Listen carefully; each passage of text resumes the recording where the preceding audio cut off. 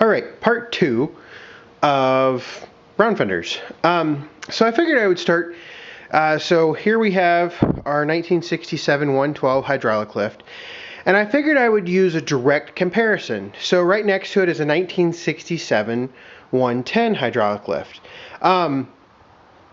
So the 110 hydraulic lift right here has actually been in a couple videos before. I am the second owner of it. It's a fantastic little tractor, all original. So if you haven't seen that video, there's a video on that tractor. But so what I wanted to do is I want to compare some differences between the 112 and the 110. Now the 110 had a production run of 1960, round fender anyway, had a production run of 1963 to 1967. The 112, however, had a production run of 1966 and 1967. And then in 1968, the square fenders came out.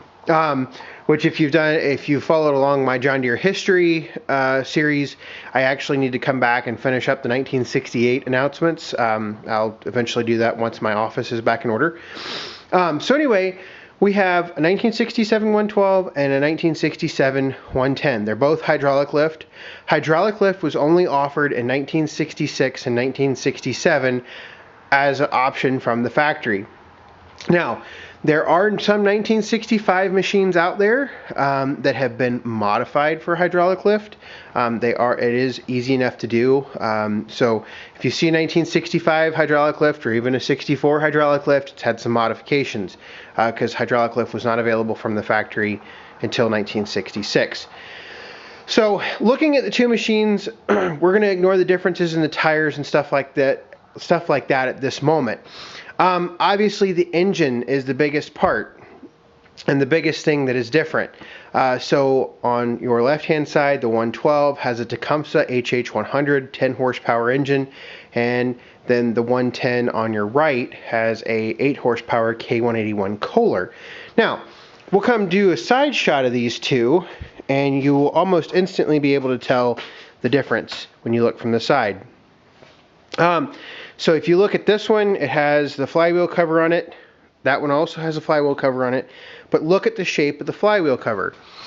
The 110 flywheel cover, so this stylized sunburst design it was added somewhere in mid-1966, mid-serial number 1966.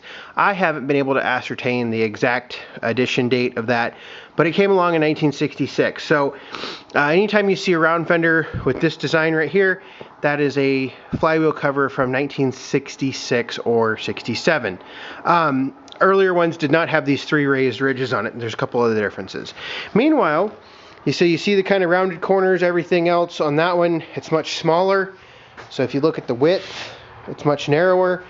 And then we come over here and we look at the 112, we see the flywheel cover, it's got a couple bolts in the middle, and then it's much thicker, it's much more square. And then while we're sitting here looking at the HH100, look at the engine and look at the I've spaced on the name of that. Anyway, blower housing for the flywheel. So look at how that's changed and look how much wider it is compared to our 110. So our 110 is much more narrow. That certainly doesn't come near as far back. We have more space right in here between the hood supports and the engine. So that's one of the big changes between the two, and obviously, and unfortunately, I should take the PTO cover off. So I don't have a PTO cover on this machine at the moment. I do have the original PTO cover, but you see on the 110s they have a single pulley right here, a single sheave pulley for one belt.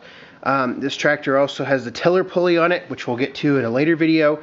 So it only has one pulley on it. Meanwhile, if we come over here and look at our 112, we can see in here they actually have 2 belts. There's a double pulley drive sheave on the 112s that is not on the 110s. The reason there is a double pulley on the engine on the HH100 for the 112s is the 112s actually came with a 46-inch deck instead of the 38-inch deck that was on the 110s. 38-inch deck that was on the 110s. Other than that, the machines are almost identical, other than the engines. Everything else is the same. The only other spot where there may be a little bit difference is up here on the front spindles. So the front spindles right here, they have this extra support. Hopefully this comes out okay in the video.